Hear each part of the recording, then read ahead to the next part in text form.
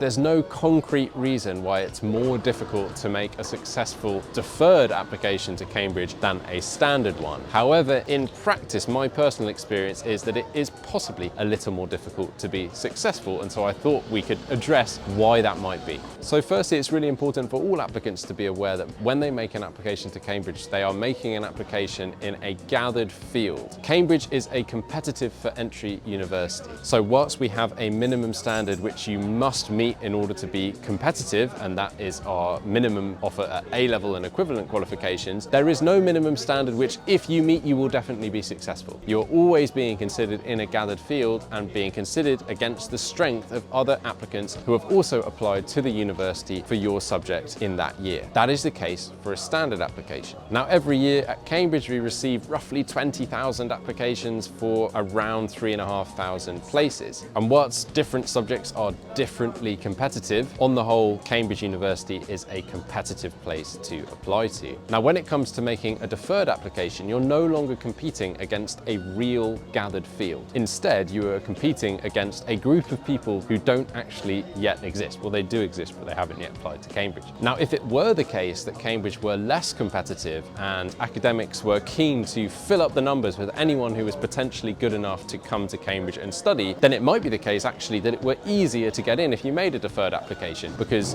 academics would be keen to just fill up the places and make sure they had the students available to them. But given Cambridge is competitive and there will be lots of competitive applications next year, when you make a deferred application, you are being considered against potential applicants next year. And I think probably more often than not, when people play the game of imagining how strong that field next year is going to be, they probably imagine it to be slightly stronger than on average it is likely to be. And that is why I think that when you make a deferred application, the bar for entry might be just a little bit higher than it is on average if you're applying in the standard round. As I say, that's my personal experience, and I stress there is no concrete reason why making a deferred application is any more difficult in terms of your chances of success than a standard application. And I also want to say that if you make a deferred application and are unsuccessful, of course, you've got another chance to apply during the year that you're taking out of study.